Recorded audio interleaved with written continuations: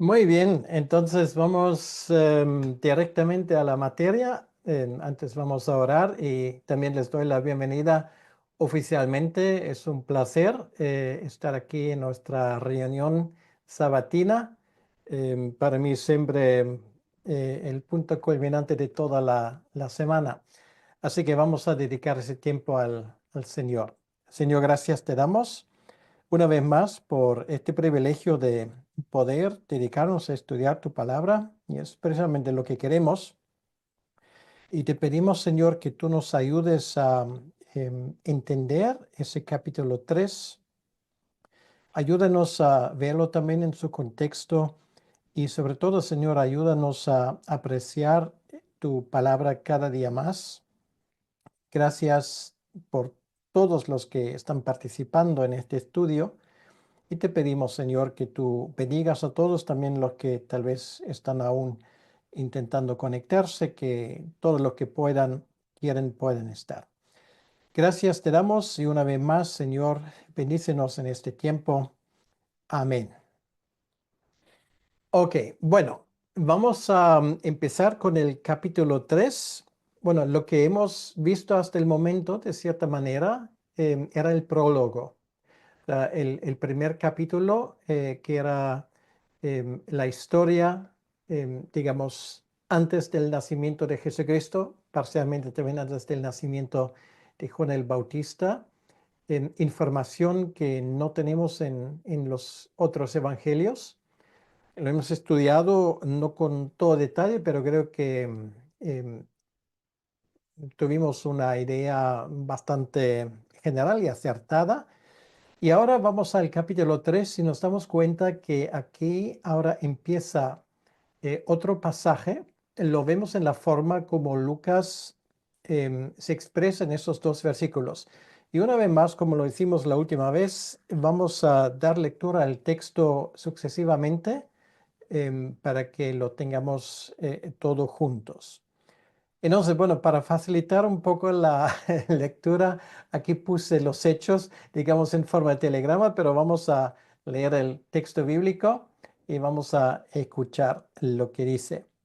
Dice, en el año 15 del imperio de Tiberio César, siendo gobernador de Judea Poncio Pilato y Herodes tetrarca de Galilea, y su hermano Felipe tetrarca de Iturea y de la provincia de Trazonite, y Lisanias, tetrarca de Abilinia, y siendo sumos sacerdotes Anás y Caifás, vino palabra de Dios a Juan, hijo de Zacarías, en el desierto. Bueno, no sé ustedes, pero para mí esos dos versículos son una maravilla, ¿vale? Yo sé que pocos predicadores anhelan predicar sobre Lucas 3, 1 y 2, pero para mí personalmente me encanta y voy a explicar por qué.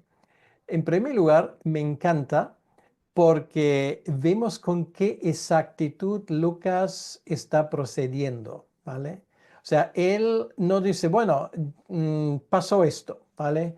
Sino lo que él hace, él nos da un contexto histórico exacto y detallado. Lo que casi para nosotros parece exagerado es sumamente importante. ¿Por qué? Bueno, porque em, todo lo que va a continuar, o sea, todo lo que viene después, ahora lo tenemos en un marco histórico y comprobable.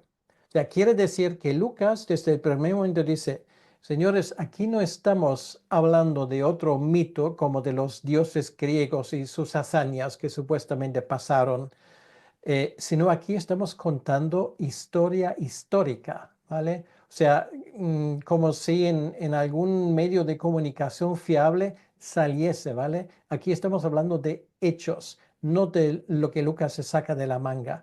Entonces, eso es muy importante. Bueno, el primero que él menciona aquí es el señor que tenemos ahí a la izquierda, que es Tiberio César, o sea, el emperador que siguió al emperador romano que se menciona en el capítulo 2, versículo 1, Augusto César. Entonces, en esta lista, simplemente para recordar lo que han estudiado conmigo el libro de Apocalipsis, ¿vale? Es de los 7 que se menciona allí es el número 3, ¿vale? Es Julio César, luego viene César Augusto, que se menciona en el 2.1, y ahora viene Tiberio César. Entonces, ahora lo que sí, no que voy a hacer, no voy a entrar en detalles técnicos de todo esto, pero esta información, el 15º año del emperador, habla de su gobierno, ¿vale? Como sabemos, cuando él accedió al trono de Roma, sabemos exactamente en qué año empezó Juan su ministerio, ¿vale? Y Juan empieza su ministerio aproximadamente un año antes de Jesucristo, que es en el año 29 de nuestra era, o sea, después de Cristo, como solemos decir. En segundo lugar, nunca hay que olvidar a quién dirige Lucas este escrito, ¿vale? No es en primer lugar a ustedes, ni a mí, ni a la iglesia. Esto va dirigido originalmente a un oficial alto romano. Quiere decir, ahí Lucas no se puede no se puede permitir ni una equivocación, ¿vale?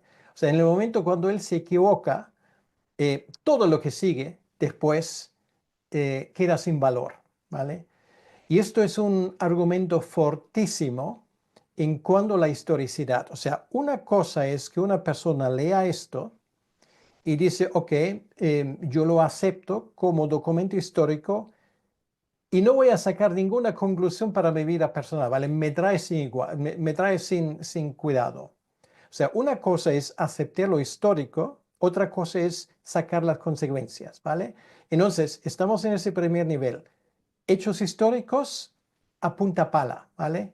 Eh, todo lo que tú quieras. Quiere decir que esto lo que ocurre queda en un contexto exacto. Bueno, esto no se ve muy bien, pero aquí en esa, ay, perdón, en esa zona aquí arriba, ¿vale? En griego, en mayúsculas, sale el nombre de Herodes, ¿ok? Es ese Herodes el tetrarca, no Herodes el mataniños, sino el que ahora es mencionado aquí, el gobernador, perdón, el tetrarca de Galilea, ¿vale? Aquí tenemos una mención de él en esa placa de piedra. Y ahora, bueno, vamos a ver, porque claro, esto lo lees, aquí vienen mis mapas, ¿vale? Porque los mapas para mí tienen importancia, porque, bueno, para que veamos que esto habla de lugares perfectamente identificables. Bien, vamos a mirar el texto y capítulo 3 a la izquierda, en el año 15 del imperio de Tiberio César. Claro, Tiberio César es rey o César o emperador, como quieras, sobre todo el imperio romano, ¿vale?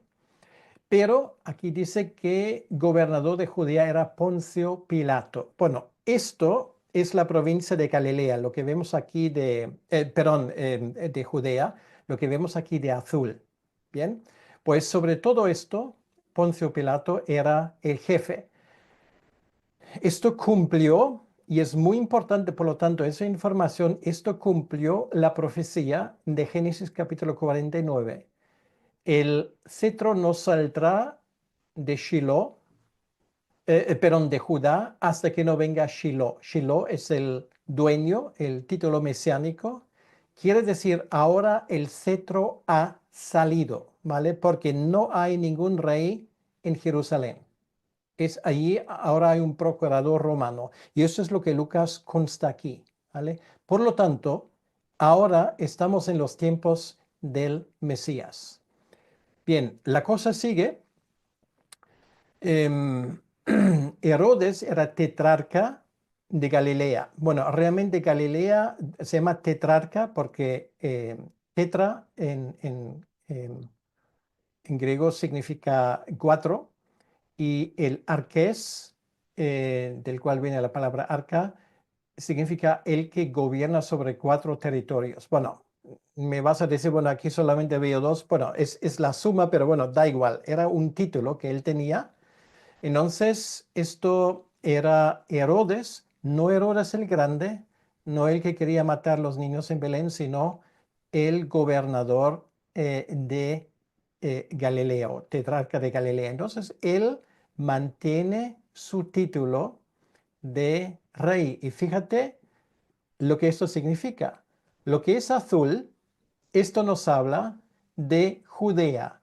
Ningún rey judío, exactamente como, fíjate tú, 1500 años antes, Jacob había profetizado. Esto se llama profecía bíblica. Exacto, ¿vale? Y aquí tenemos la prueba. Luego dice su hermano Felipe, que también perteneció al clan de los Herodes, era tetrarca de Iturea y de la provincia de Trasonite. Bueno, es lo que aquí vemos de amarillo. Y finalmente, lo que vemos ahí arriba de verde, dice Lisanias era tetrarco de Abilinia. Y además, bueno, aquí tenemos los territorios. Además, dos datos más, sacerdotes, los sumos sacerdotes Anás y Caifás. Anás, que en su momento era sumo sacerdote, ya se mantiene como lo que se suele decir la eminencia gris en el fondo, y el que lleva las riendas ahora era su yerno, Anás, perdón, Caifás. Entonces, porque no había dos sumos sacerdotes, pero Lucas dice esto aquí con mucha exactitud. Sí, había uno, pero el otro como si fuera él que mandase, ¿vale? Entonces, lo que Lucas aquí hace es un resumen en una línea, digamos, de toda una historia. Bien, bueno, esto es la introducción y dice aquí luego, en ese tiempo, quiere decir, en un tiempo como si yo diría el 25 de enero del año 2025, cuando ya era presidente el señor Trump en Estados Unidos y en Moscú gobierna el señor Putin y pitos y flautas, pues esto habla de un momento concreto, ¿vale? Y sabemos que hoy esto pasó. Y esto es lo mismo, esto podría ser el telediario, digamos, de hace 2000 años de lo que pasó allí. Ok, bueno, simplemente para que tengamos una pequeña idea, acabamos de hablar de esa zona, ¿vale? De esa zona que era bajo el gobierno de Herodes. Aquí vemos cómo se ve esa zona. Lo que vemos ahí en el fondo es el monte Hermón, hasta el día de hoy el monte más alto de Israel, en la zona fronteriza, en la zona fronteriza entre Siria, el Líbano e Israel. Bueno, hoy ahí puedes esquiar si te da la gana, pero ahí está, ¿vale? Esto pertenece a esa zona. Aquí tenemos Abilene, que más bien es una, bueno, aquí ves cuatro casas en un valle. Realmente era pequeño, en aquel entonces pequeño hoy, es más bien como un oasis. También todo esto en esa zona. Por lo tanto, aquí tenemos esas referencias históricas, las fechas, y por lo tanto podemos decir esto es el contexto histórico em, comprobable de lo que Lucas luego nos va a escribir. Ahora, la mención de estos líderes muestra que el ministerio de Juan y posteriormente de Jesús ocurre en un contexto histórico real. ¿Vale? Esto quiero decirte ya por quinta vez. ¿Por qué? Porque normalmente no se pone mucho énfasis sobre esto. Esto quiere decir, aquí estamos hablando de hechos comprobables. De hecho, en la historia no hay ni un solo documento, ni uno solo, donde alguien ha intentado llevarle la contraria a Lucas, ¿vale? Si él se equivoca en esto, hubiese sido fácil sacarlo y lo sabríamos, te lo puedo asegurar. No existe tal cosa. O sea, quiere decir que en su momento eso se aceptó como histórico, sabiendo que todos esos detalles son correctos. Ahora, la pregunta es, ¿has contado cuántos hechos históricos? Lucas pone allí en 2 versículos, ¿vale? Interesante. Geografía, historia, fechas, reyes y gobernadores y sumos sacerdotes. Bueno, luego puedes, si quieres, hacer la lista. Esto Para mí personalmente solo merece una palabra, es la palabra genial. Bueno, con esto vamos al siguiente párrafo que va de los versículos 3 al 6, que ya habla del ministerio de Juan y de una profecía que se cumple en este ministerio. Voy a leerlo.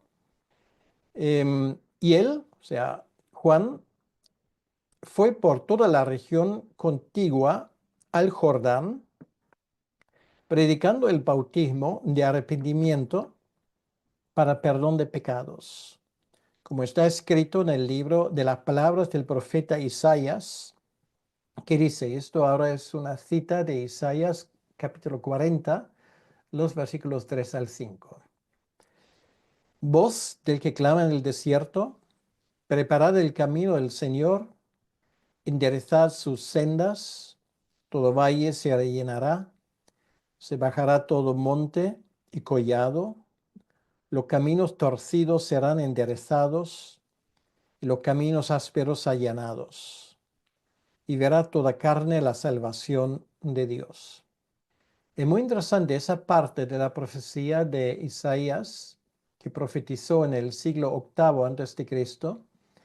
Esa parte de la profecía de Isaías habla de un tiempo proféticamente cuando Israel recibe profecías en cuanto a la vuelta, ¿vale? A la vuelta del exilio. O sea, Isaías en los primeros 39 capítulos habla de juicio, habla de la destrucción de Jerusalén. Ahora del capítulo 40 hasta el capítulo 55, la segunda parte de Isaías, él habla de las bendiciones de la vuelta y proféticamente dedica mucho tiempo para hablar del ministerio del Mesías. Por ejemplo, el famoso pasaje de Isaías capítulo 53 sale en esa parte del profeta Isaías. Ahora, esto lo leyeron seguramente los israelitas cuando volvieron a casa. Entonces, desde Babilonia hasta Jerusalén, tú no vas en línea recta, ¿vale? Si no tienes que cruzar caminos ásperos, difíciles, tienes que subir cuestas, tienes que bajar a valles. Es un viaje muy difícil que cuesta mucho esfuerzo, pero aquí este pasaje se aplica ahora a la venida del Mesías. Quiere decir, ahora Israel volverá a su país, pero claro, esto no es el final, sino esto es em, el contexto para los próximos 400 años. Quiere decir, la llegada del Mesías propiamente. Entonces, aquí el que va a preparar ese camino, ¿vale? Para que la gente pueda andar espiritualmente hablando, es Juan. O sea, quiere decir, él prepara el camino para la venida del Mesías. Por lo tanto, ese ministerio que él lleva a cabo, el de bautizar, claro, eso no tiene nada que ver con el bautismo nuestro, tiene un enfoque completamente distinto.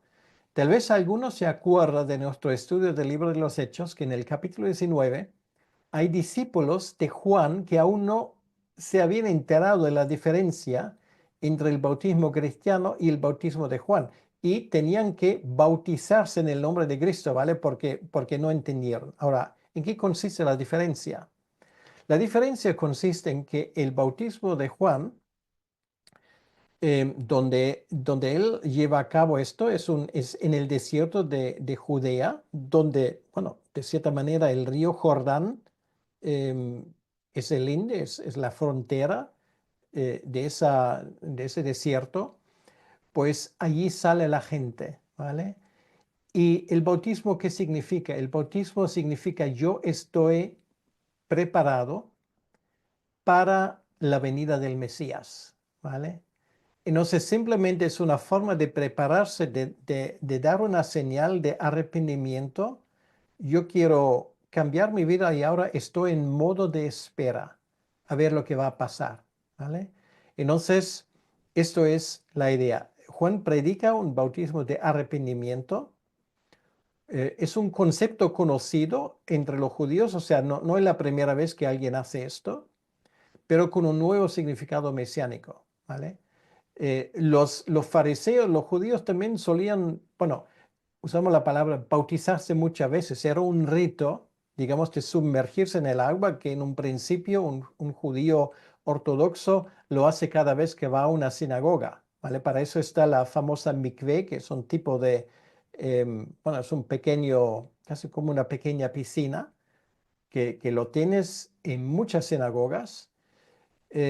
Y ahí se sumerge en el agua para decir, yo ahora estoy limpio para escuchar la palabra de Dios, ¿vale? Entonces, esto era la idea. Pero ahora la señal era, estoy preparado ahora para la llegada del Mesías. Ahora están cumpliéndose los días del Mesías.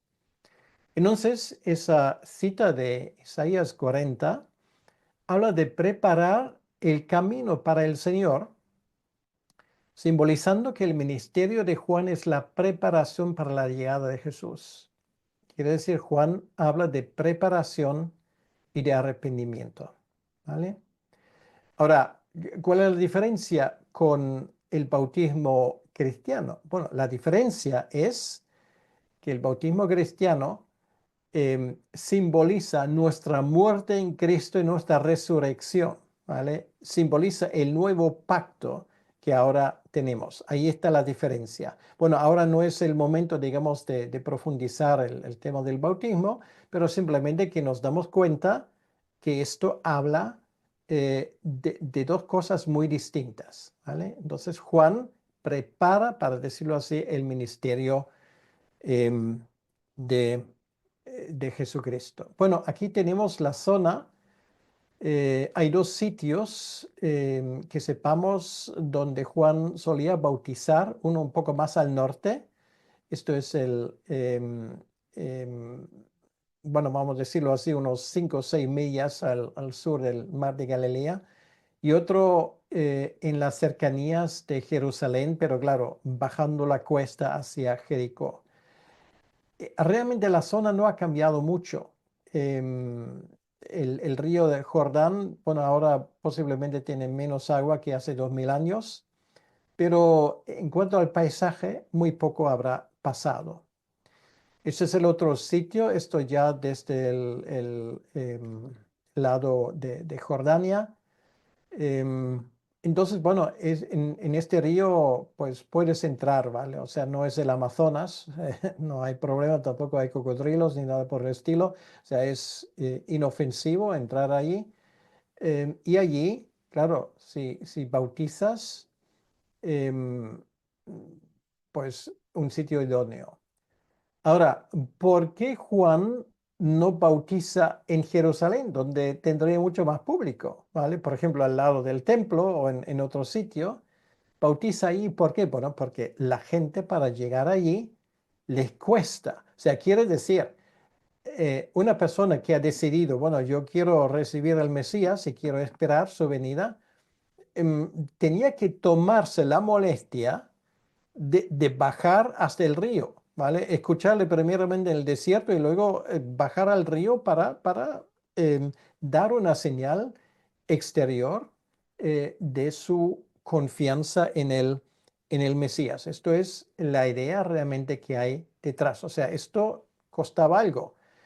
Y con todo esto la gente vino en masas, imagínate, ¿vale? Los que no vinieron, sino mandaron otros, esto nos cuenta Juan, si quieres leerlo, eran los fariseos y los saduceos, mandaron a otros, ¿vale? Porque claro, estos señoritos no tenían ninguna necesidad de arrepentirse. ¿Y para qué? Porque iban tan bien con sus leyes y sus cosas y su religión autofabricada que desde luego no les interesaba.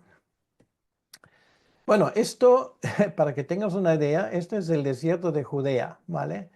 Te aseguro que no es un sitio donde te gustaría pasar las vacaciones. Esto es un desierto auténtico. Lo que ves aquí, son los pequeños wadis que hay. Wadi es es un valle seco. Ahí solamente hay agua cuando cae agua y eso ocurre de vez en cuando, pero cuando cae agua se lleva todo por delante. Por regla general es una zona extremadamente seca, em, y no hay árboles, no hay apenas fuentes, las hay, si uno sabe dónde encontrarlas. Y esto es más o menos la idea que hay. Ok, aquí tienes este pasaje que acabamos de leer, está marcado ahí, del profeta. Esto es del rollo de Qumran, ¿vale? Es una copia de la profecía de Isaías, la más antigua que tenemos y que está expuesto en el Museo de Israel en Jerusalén. Bueno, lo que está expuesto es la copia.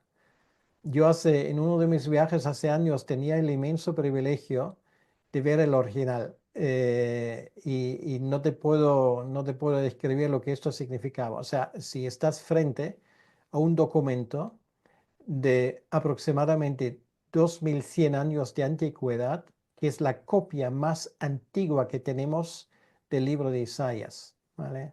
Tremendo esto. Algún día les voy a contar la historia, cómo se descubrió esto. Esto parece em, una novela policíaca realmente.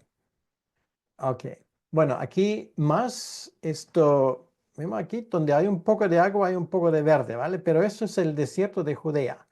Y esa es la razón porque en ese desierto de Judea también, bueno, se encontraba, por ejemplo, los rollos de Qumrán, porque es tan seco que hasta un documento no se pudre, o sea, se conserva perfectamente.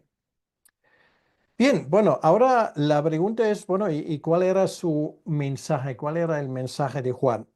Vamos a leer los versículos 7 al 9, donde dice, decían las multitudes que salían para ser bautizadas por él: oh generación de víboras, ¿quién nos enseñó a huir de la ira venidera? Bueno, ya te das cuenta, que Juan no tenía aspiraciones de convertirse en el predicador del año. O sea, como la forma como se dirige a la gente, o sea, no buscaba, como se suele decir, terreno común, no empieza con una historia graciosa o algo por el estilo. Les llama generación de víboras. Mira, aquí tienes una víbora, ¿vale? Es una víbora palestina, y te puedo decir que si esta te muerde, pues no te vas a sentir muy bien.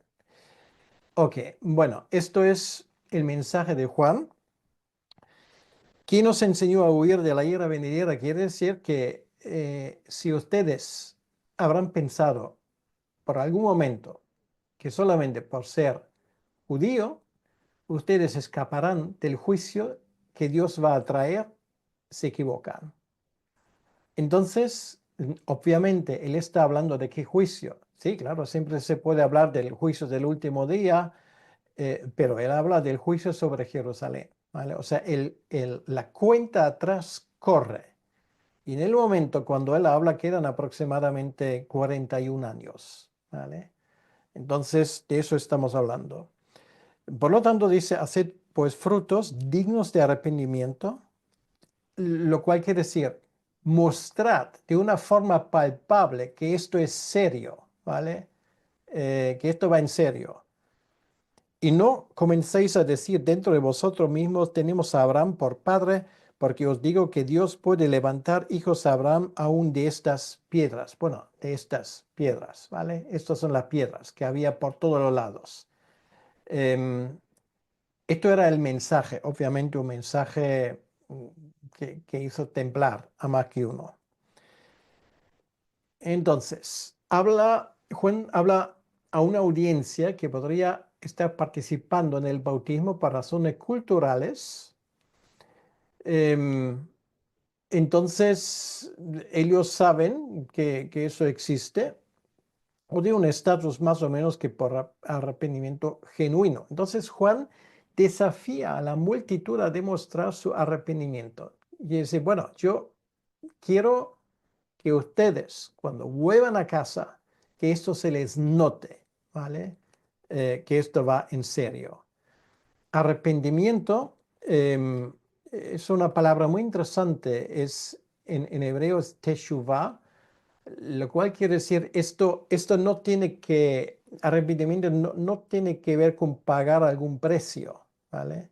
Sino tiene que ver con un cambio. En griego, y tampoco quiero aburrirles demasiado con esto, la palabra es metanoia. Nous, noia, de ahí viene, es mi modo de pensar y meta significa cambiar, quiere decir que es un cambio de pensamiento, lo que nosotros llamamos un cambio de chip, ¿vale? O sea, eso empieza en la mente.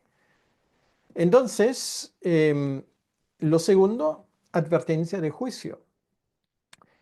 Eso habla de la seriedad del pecado y habla realmente de la importancia de que Israel vuelve a sus orígenes, ¿vale? Por lo tanto, yo te puedo asegurar una cosa. Yo creo que muy pocas iglesias de las nuestras hubiesen invitado a Juan a predicar, porque te digo que esto hubiese sido como una bomba atómica, ¿vale? En primer lugar, no vino bien vestido, ¿vale? Si tú hubieses estado a su lado, pues hubieses notado el olor, hubiese apestado a desierto y a todo lo que te puedes imaginar, ¿vale?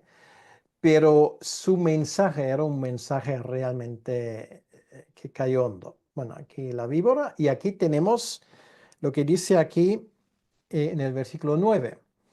Ya también el hacha está puesto a la raíz de los árboles. Lo que ves ahí, son las afueras de Jerusalén.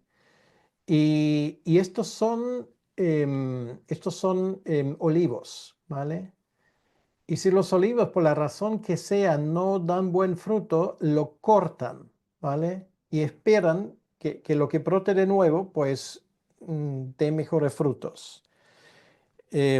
Por tanto, todo árbol que no da buen fruto se corta y se echa en el fuego, ¿vale? O sea, ellos cortan, hacen una pila y le prenden fuego. Así de fácil. Bueno, por cierto, lo siguen haciendo hasta el día de hoy. Bien, entonces, acciones concretas de arrepentimiento. 10 al 14 dice, y la gente le preguntaba diciendo, entonces, ¿qué haremos? Y eso está muy bien, ¿vale? Porque cuando la gente pregunta esto, pues quieren saber qué concretamente podemos hacer para llevarlo a cabo. Y respondiendo, les dijo, versículo 11, el que tiene dos túnicas, de al que no tiene. Y el que tiene que comer, haga lo mismo. Bueno, haga lo mismo, no le dé dos túnicas, sino que comparte su comida. Quiere decir que esa idea de que esto es mío y no lo comparto con nadie, esto, claro, él no dijo esto a todo el mundo. Esto él lo habrá dicho a gente, digamos, que tenían ciertos medios para vivir razonablemente bien. Lo que les dice, bueno, ¿ustedes creen que van a cumplir la ley de Moisés si tienen menesterosos en su alrededor? Y dicen que yo ahora estoy esperando al Mesías, pero que no son capaces al mismo tiempo de compartir lo que ustedes tienen para que todos tengan suficiente. Esto va en contra de la segunda tabla de la ley de amar al prójimo como a ti mismo.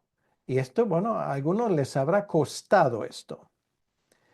Luego, publicanos, muy interesantes, es gente, bueno, ya lo sabemos. Esto es, bueno, en Estados Unidos lo llaman el IRS, son los que recogen impuestos, ¿vale? Ok. Nunca gozan de mucha popularidad. Eso siempre ha sido así. Y mucho menos en aquel entonces, porque, bueno, un publicano, como por ejemplo Mateo, el que escribió el primer evangelio, o Zaqueo, el que aparece en el capítulo 19 de este evangelio, tenían que, bueno, las imposiciones, vamos a decirlo, las imposiciones fiscales del Imperio Romano en comparación con lo que tienes hoy eran suaves, ¿vale? Ni comparación. Pero por encima, cada uno de ellos, o sea, ellos tenían que recoger de la gente lo que los romanos exigían del publicano y ellos por encima poner otra taza para su propia saca, para decirlo así, ¿vale? Entonces, obviamente, esa gente no gozaba de mucha popularidad. Entonces, esos publicanos también le preguntan, maestro, ¿qué haremos? Y les dijo, no exijáis más de lo que está ordenado. Quiere decir, él no dice, bueno, dejad de pagar, de cobrar impuestos. Bueno, se cobraba por un servicio. Bueno, eso ya lo expliqué en alguno de mis últimos artículos. Em, pero esto tiene un límite, ¿vale? O sea, es muy interesante el mensaje para los que recogen impuestos. Quiere decir, bien, pues se paga por un servicio, pero no por un abuso, ¿vale? Por lo tanto, si ustedes se lucran a costa de la gente, pues demuestren con su forma de comportarse que han entendido el mensaje de lo que es arrepentimiento, ¿vale? Y luego también le preguntaron unos soldados, bueno, soldados eran romanos, obviamente, no había soldados judíos, eran romanos que se tomaron la molestia, posiblemente mandado por los gobernantes romanos. Allí hay un predicador, pues a ver lo que pasa ahí. Entonces fueron ahí, le escucharon y es muy interesante porque ellos eran paganos, ¿vale? ¿Y nosotros qué haremos? Y les dijo, no hagáis extorsión. Quiere decir que él no les dije, bueno, volveros a casa y dejar las armas, buscaros otra profesión. Dice, no, pero dentro de lo suyo, pues actúen de una forma justa. Quiere decir, no extorsión. Esto era fácil para un soldado en aquel entonces como hasta el día de hoy. Ni calumniéis, quiere decir que no os burléis de los judíos, ¿vale? No se sienten superiores. Y contentaos con vuestro salario. Quiere decir que esto no es una fuente de ingresos injustos. Ok, cualquier, cualquier soldado romano normalmente tenía sus chanchullos para tener ingresos extras, ¿vale? Y Juan les dice, si la cosa va en serio, entonces viven con lo que se les paga y actúen de una forma justa. Entonces, nos damos cuenta de una cosa. Esto es, ¿cómo se dice? Consejos, más que consejos es una predicación de Juan con una aplicación individual, ¿vale? Quiere decir que cada uno donde más le duele, para decirlo así. Ok, entonces, bueno, eso ya lo hemos visto. Juan responde a estos mensajes y lo importante es, él quiere ver o hacer ver a las personas que tienen que tomarlo en serio, ¿vale? Bueno, obviamente ahí puedes hacer la aplicación y ¿qué es lo que a la gente hoy en día más le costaría? Bueno, depende de cada uno, ¿vale? Depende de cada uno. Cada uno tiene sus dioses y sus cosas y el arrepentimiento es precisamente dejar esto para estar preparado a recibir al Mesías. Bueno, aquí tenemos un soldado romano y ahora la pregunta, bueno, alguien habrá preguntado, bueno, ¿y tú eres el Mesías? Dice el versículo 15. Como el pueblo estaba en expectativa, preguntándose todos en sus corazones si acaso Juan sería el Cristo, bueno, es el Mesías, el Mesías, respondió Juan diciendo a todos, yo a la verdad os bautizo en agua o con agua, pero viene uno más poderoso que yo, de quien no soy digno de desatar la correa de su calzado. Él os bautizará en Espíritu Santo y fuego. Ahí es la diferencia. Bueno, el fuego lo vemos en el día de Pentecostés, cuando vino el Espíritu Santo, ¿vale? Esto es el cumplimiento, es completamente distinto. Y luego dice, su aventador está en su mano y limpiará su era. Bueno, aquí em, vemos el contexto histórico, el orden de Juan, y aquí vemos esto.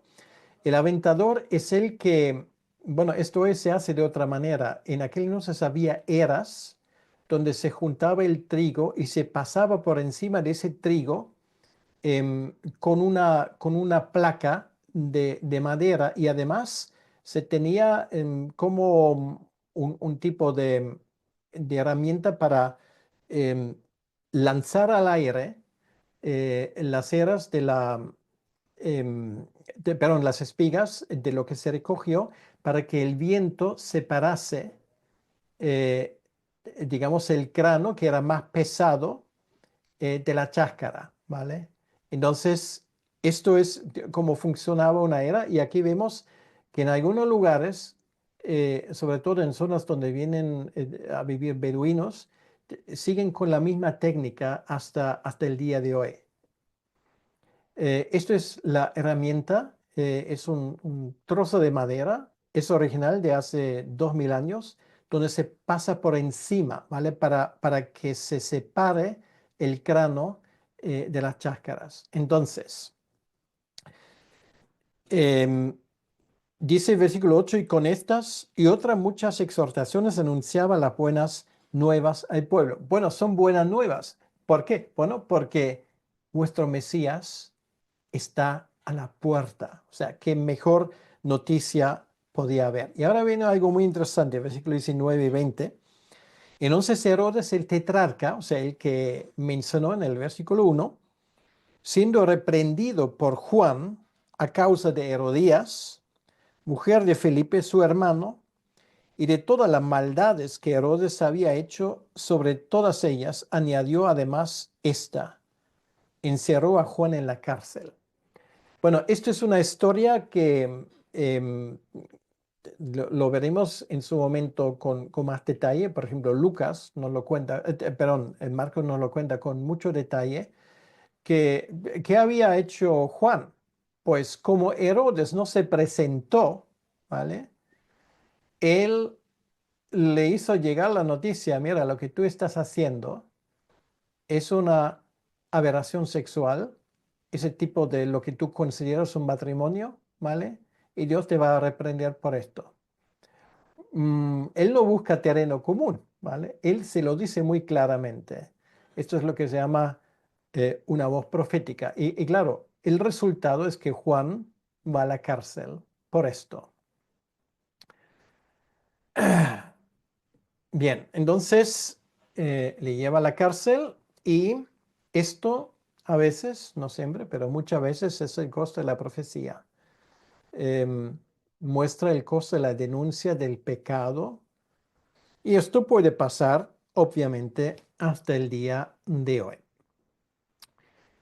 Nos señala una cosa, y es decir, la valentía de Juan para enfrentarse a la autoridad corrupta, ejemplo, para los creyentes, em, en cuanto a la firmeza en la verdad.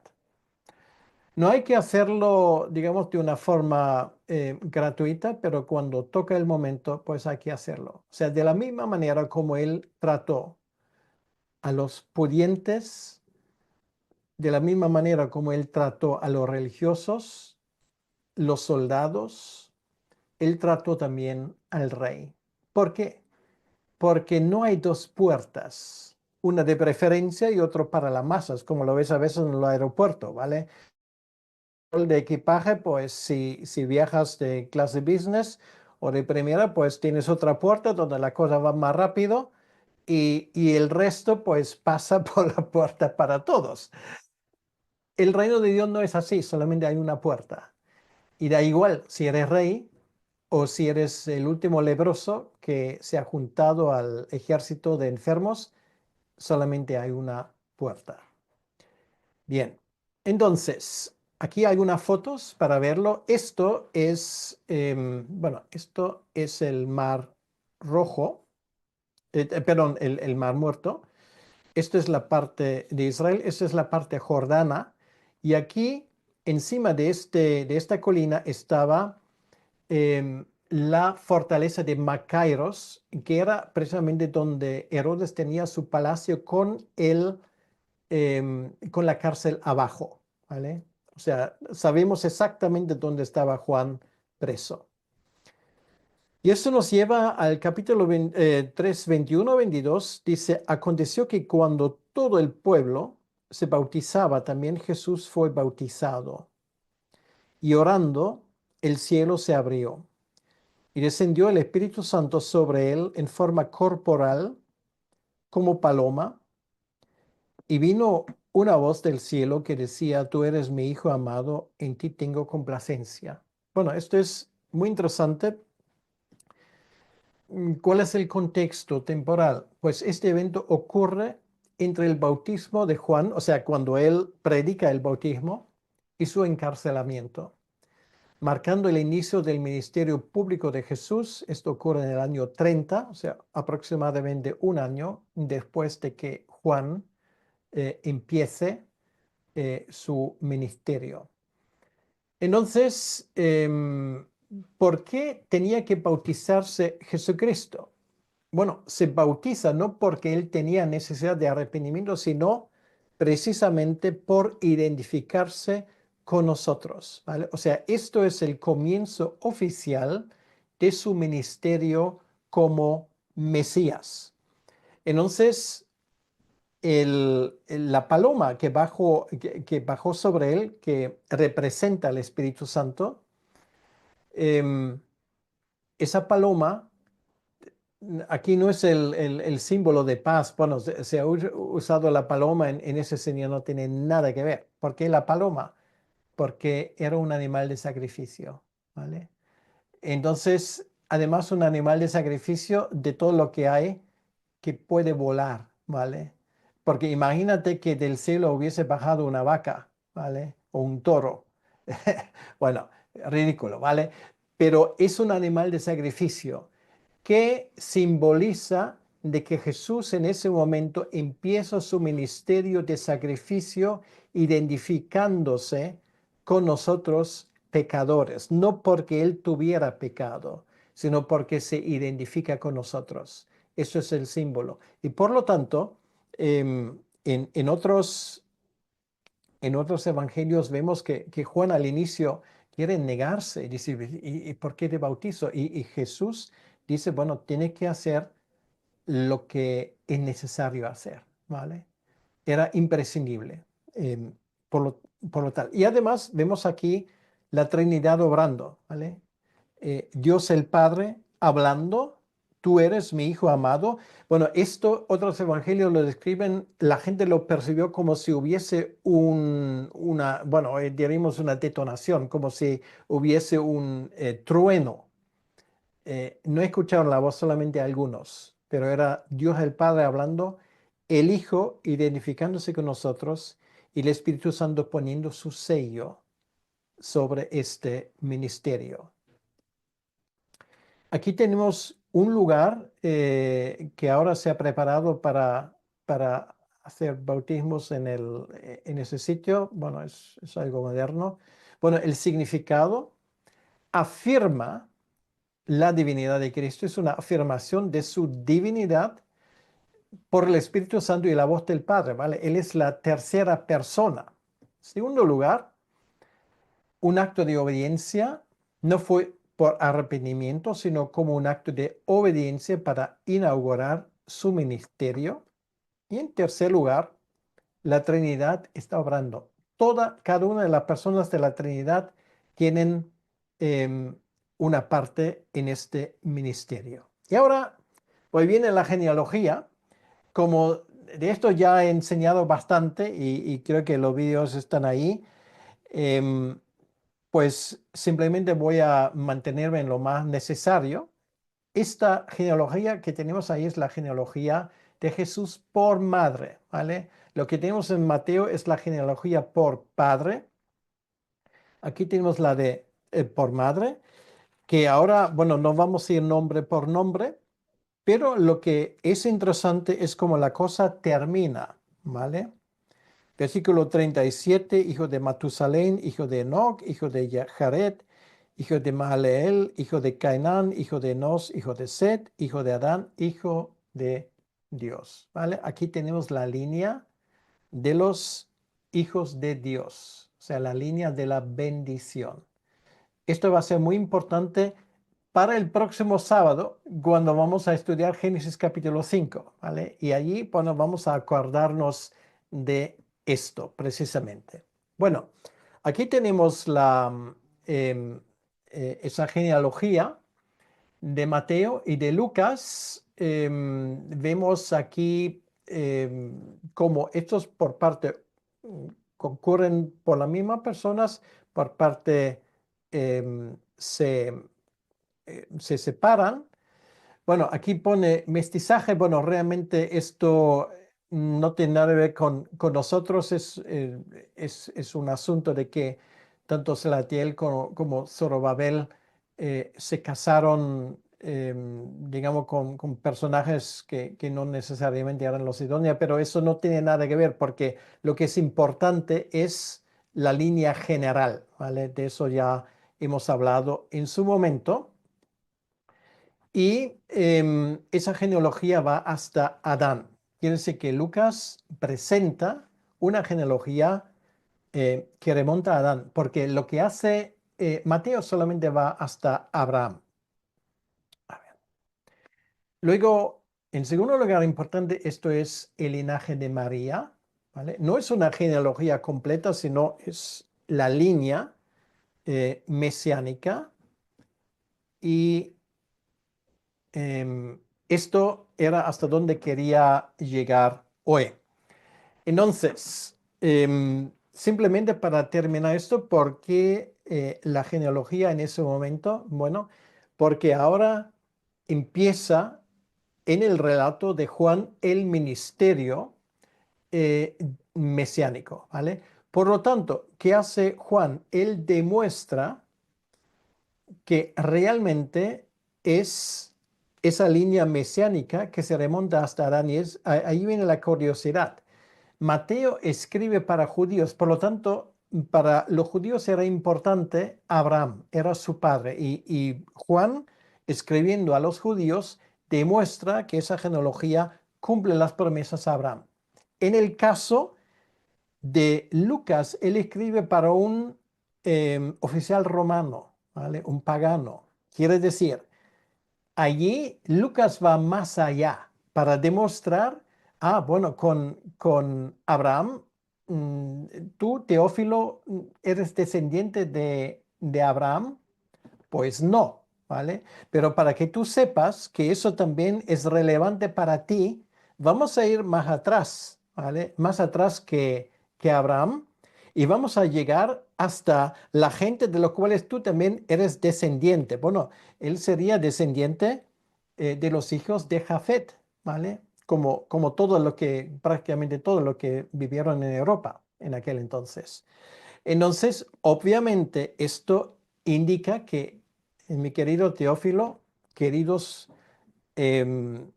paganos, eso también es relevante para ustedes, ¿vale? Entonces ya nos damos cuenta los distintos enfoques y esto nos hace Lucas tan simpático porque ese hombre escribe para gente como nosotros. Bueno, con esto voy a terminar y voy a dejar ese tiempo para preguntas si las hay adelante.